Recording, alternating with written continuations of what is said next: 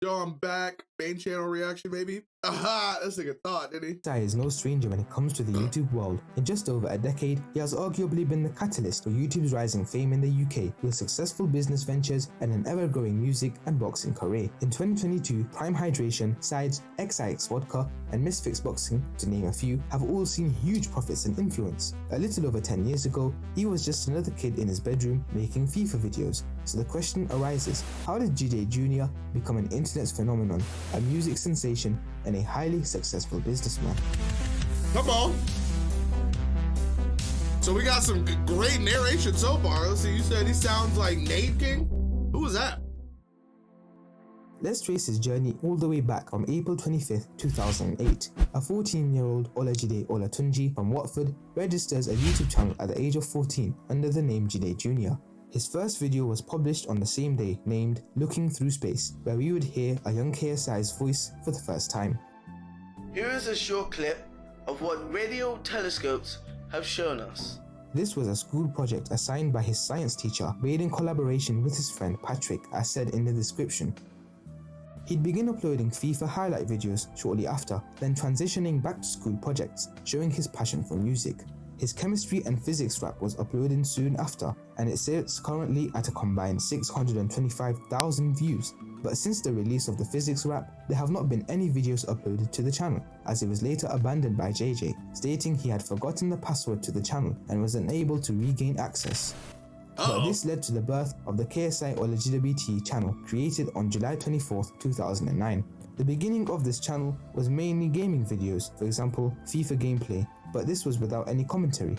As he gained confidence, he gradually implemented his voice into his videos. Oh wow, so it was literally just like straight clips? Like that was all it was? 2 years later, and viewers caught a glimpse of the KSI that was about to take over YouTube. Skills or long shots? Both these girls are sexy, man. But which is sexier?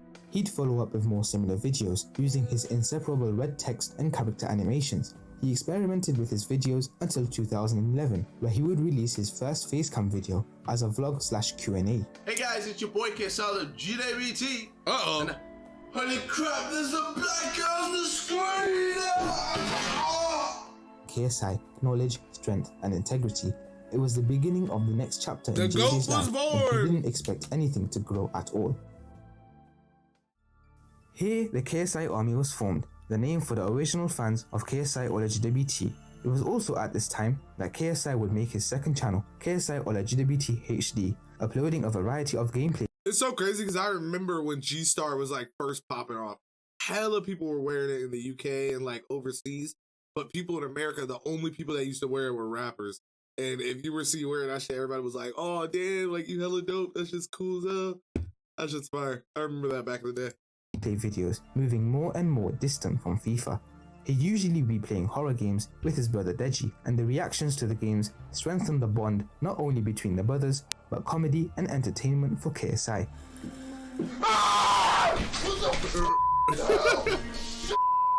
His viewers loved this content, and looking at the comments, it wasn't hard to see why. Him and Deji's immaturity was actually key to building their it was the personality. goats. Two boys having fun, playing horror games together with genuine fear and shock. And then because all the Moving kids who on, live by JJ began themselves to were just upload like, more vlogs "Damn, and I wish I had a comedy-oriented brother." skits. His content was the first of its kind, a unique crossover between storytelling and entertainment, sparking the interest of many new visitors, especially to the This nigga definitely wasn't the first person to do street interviews, but I understand what you mean. 4-year-old YouTube platform. Slowly and surely, his YouTube channel began to grow more and more, becoming large enough to provide him with a stable source of income. But he now faced a crossroad, a path that would either make or break his future. Either he left sixth form and continued to pursue his everlasting passion for creating content, or he would stick to sixth form education and please his parents. After having seen the potential catapult and monopoly he could have over gameplay and skits, he chose YouTube over his sixth form. His parents were not on board with this idea at all. They did not see it as a sustainable job, unlike JJ. But unfortunately, his parents' ideas were similar to what others were saying at the time. YouTubers were not recognized for the content they put out, they were seen as a laughingstock. This, however, encouraged JJ even more to make a statement, to the point where his growth reached the peak of YouTube in 2012, where he had reached the achievement of 1 million subscribers. After this milestone, success came closer, and his parents' ideas about YouTube were changing. They not only began supporting him in his efforts, but they also featured in multiple videos. In the same year, KSI was nominated for Best in Gaming for the Shorty Awards, which was a highly acclaimed award to have as a YouTuber. This was also the time when KSI switched his genre almost completely from being a gaming focused channel to more of a vlogging channel. His vlogging channel led him onto many routes, including helping to form a small GTA group who would forever change the course of UK YouTube. The Ultimate Sidemen, a group that he co-created to eventually form a group of Minimenta, Zerka, Bazinga, Tobjizzle and KSI himself. The name would become the Sidemen, with 2 further members, Vicstar and Rotashaw, joining this group of legends. The Sidemen had been active since 2013, and all 7 friends have seen massive amounts of success, both together and individually.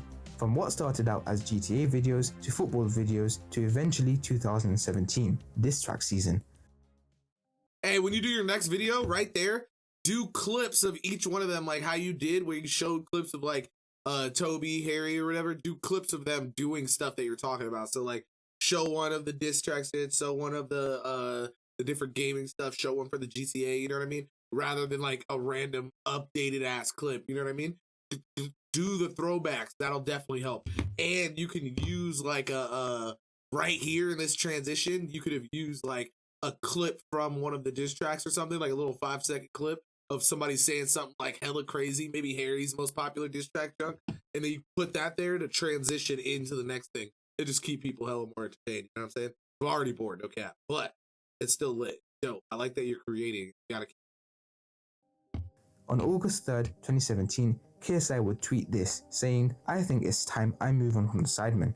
At the time, this was primarily influenced Lynn, I feel you. I just ate this food. Ethan, I'm about to die now. But whether this beef was real or not, it certainly attracted the attention of audiences worldwide, with the diss tracks peaking a combined 270 million views. Sidemen Sundays would be soon introduced, leading to today, where it was an inevitable route to success.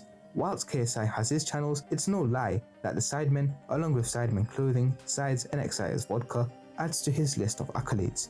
In 2015, KSI also started to release music, with his first single, Lamborghini, being his first release on Spotify.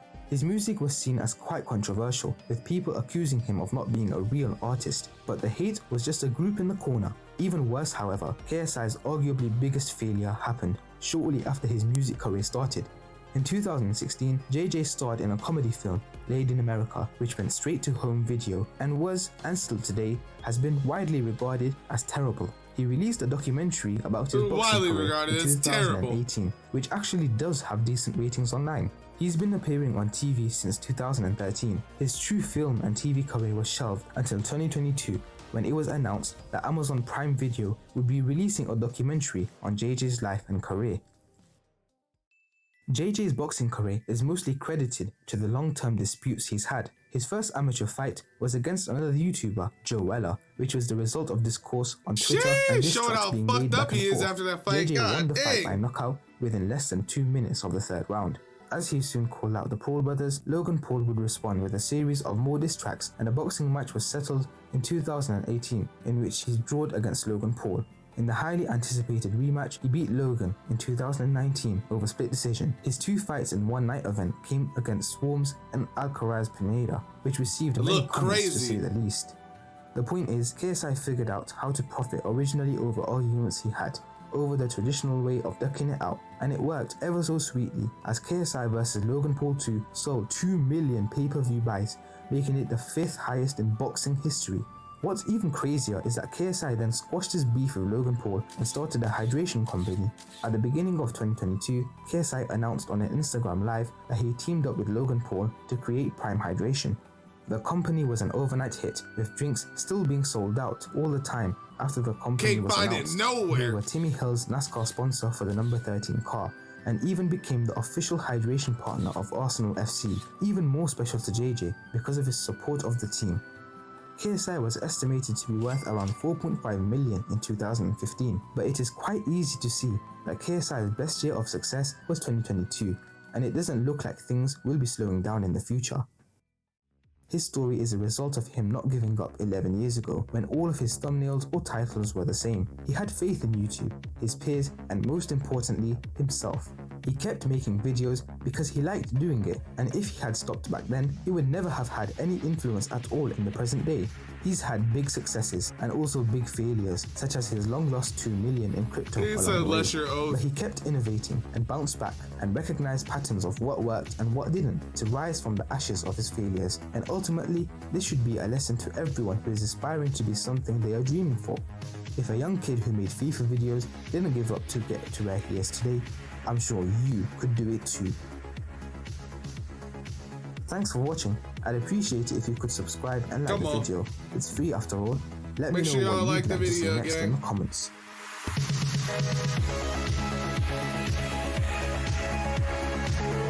Make sure y'all like the video, man. MZ, bro. If there's anything you can do, bro, make sure you continuously work on what do you call it? Continuously work on your storyboarding. You know what I'm saying? It'll really help you. I promise. It'll really help you. And it seems like you're really starting to put these videos. It was dope, bro. I'm telling you, this is definitely like these little like stories or like talking about different stuff, especially like being able to like what do you call it? Put these little like documentary style videos into like a dope little story with the voiceover. These hit on YouTube like crazy. I'm telling you, man. You keep working on that, working on your transition. You can only go. Keep doing what you're doing. All right, gangy.